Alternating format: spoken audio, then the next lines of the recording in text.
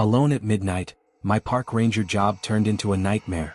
Subscribe if you dare, like if your lights are off, and comment your last known location, because some stories don't end where they should. The storm started fast, a low growl rolling over the pine line, then a slap of cold rain that turned the path to black glass. I was the only ranger on the midnight patrol, and the radio on my shoulder hissed like it had a throat. The park after dark is a different place. Every tree feels like a person holding its breath. Every footstep sounds borrowed. I kept the beam of my flashlight tight, a white coin pressed into thick fog, and walked toward the trailhead where the call came from. A stranded car and a voice that didn't finish its sentence. We find lost hikers all the time. We leave notes under wipers, call if you need assistance. But this car was wrong. The door was open and the keys hung in the ignition like a charm meant to keep luck close. Rain drummed on the roof. A child's shoe sat on the floor mat, tiny, pink, and wet. In the back seat, a plastic grocery bag held a half-open map, a granola bar, and a folded note with a single word pressed in hard pencil, "Stay." I looked at the dark tree line beyond the lot. The forest looked back. "Dispatch, I've got an abandoned vehicle at North Cedar," I said. "Looks like a family. No one on site." Static answered for too long. Then the radio crackled and a slow, careful voice came through. Not dispatch. It spoke my name like it belonged to it. "Ranger, where are you?" My spine went cold. I stepped away from the car, swept the beam around, and saw prints in the mud leading into the trail. 2 adult sets, 1 small. The edges were already pooling with rain. I followed, counting my breaths. The air smelled like wet bark and something faint like iron or a penny on the tongue. The path forked at the creek, and a bright scrap of red hung from a branch tied tight like a marker. I touched it. The knot was new. "Ranger," the radio whispered again. "You're late." I killed the radio, stuffed it into my jacket, and pushed deeper. The darkness pressed close. In places the fog looked like smoke from a fire you can't see. Lightning rolled across the cloud lid and lit the trunks like ribs. Finally, the beam caught a shape tucked into a pocket of trees, a small cabin that shouldn't have been there. Old places linger in our maps, but this wasn't on any of mine. It had a crooked porch, a door with no knob, and a hand-painted sign nailed beside it that read in shaky letters, "Station." My light swept across the porch and stopped on a handheld camera, rain clicking against its plastic shell.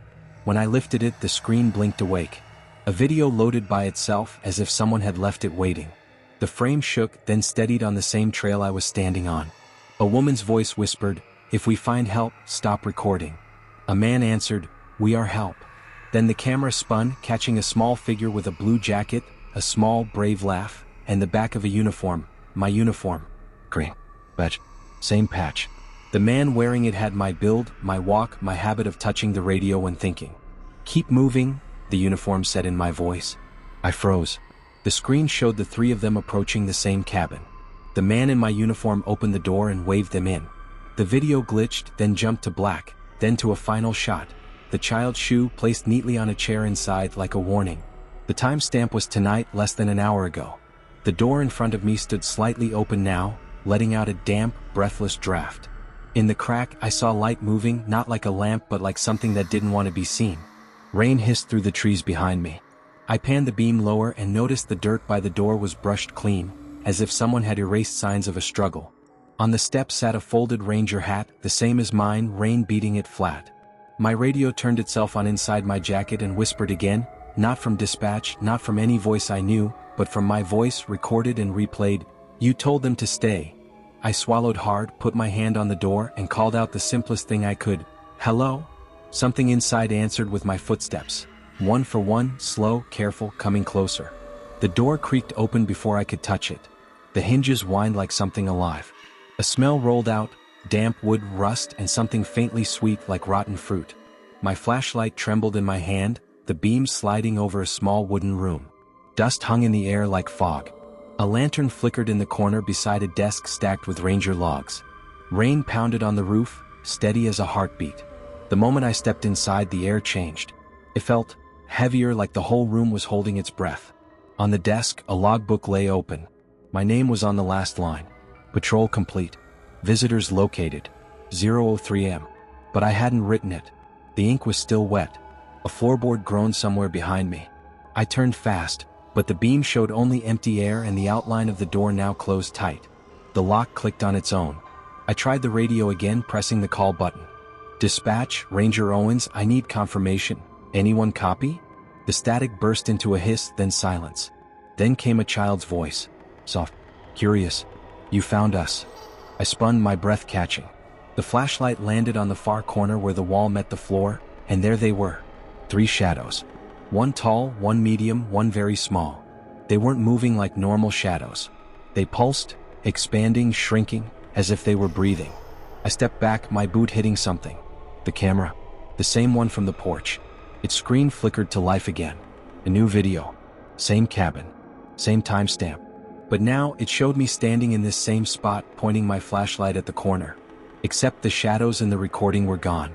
And then in the video I turned toward the camera, eyes hollow, face blank, and whispered, "Don't let them leave." The screen went black. I dropped it, my pulse hammering so hard I thought the light would flicker from my chest. The room began to groan, slow and deep, like the wood itself was moving. I looked toward the door, still locked, and forced it open with my shoulder. Cold air burst in, heavy with mist and pine. Outside the rain had stopped. Completely. Every sound, crickets, wind, the creek, had gone silent. The forest was frozen. That's when the light started. Small, white orbs floating between the trees, like lanterns being carried by invisible hands. They moved in lines, weaving deeper into the trail. I counted them, 1, 2, 3, until they disappeared behind the hill. Something about them felt like an invitation. I started after them, my boots sinking into mud. The trail seemed different now, longer, sharper, like it was rearranging itself with every step. The trees leaned in closer, branches forming narrow arches above me. Every few yards, I saw flashes of red cloth tied to branches, the same knots I'd seen before, but now there were dozens, like they were marking the way back to somewhere I didn't want to go. Halfway down the trail, I found another ranger sign nailed to a tree. The paint was new, the letters bold and uneven. Return to station. I turned back toward the cabin. It was gone. No cabin. No clearing. Just fog. I tried to retrace my steps, but the path kept splitting into new turns that weren't there before. I chose one and walked until I reached a clearing I didn't recognize, a field of pine stumps, smooth as if cut just hours ago. And in the middle of that field stood the same car from earlier, headlights on, idling quietly. I approached, water dripping from my hat. The driver's door was open. Inside, the radio played softly, my own voice repeating the same phrase over and over, "We are help. We are help. We are help." Then a whisper came from the back seat, a small, trembling voice. "He's not you." I froze. The back seat was empty. I slowly turned, shining my flashlight behind me. That's when I saw someone standing near the edge of the clearing, wearing my ranger uniform. Same build. Same hat. But his face was pale like paper and his eyes were all black, reflecting the car's headlights. He smiled, slow, wrong, deliberate. Then in my own voice he said, "Go back to the station, Ranger." The headlights blinked out. And in the pitch dark, I heard footsteps circling me, more than one pair, slow and careful, whispering from every direction. They were saying my name. The whispers closed in, circling like wolves made of breath and fog. "Ranger. Owens." My name stretched and bent in the dark until it didn't sound human anymore. I spun in every direction, flashlight jerking like a dying heart monitor, but there was nothing. Only trees. Only mist. Only the feeling that I was no longer supposed to be here. A branch snapped to my left. Then another. Footsteps. "Who's there?" My voice cracked, thinner than I meant. The answer came from behind me, my own voice again. "We told you not to come back." The light caught a face between 2 pines. My face. He stood still, water dripping down the brim of his hat, a half smile frozen like a photograph. The imposter ranger took one slow step forward. His boots made no sound on the mud.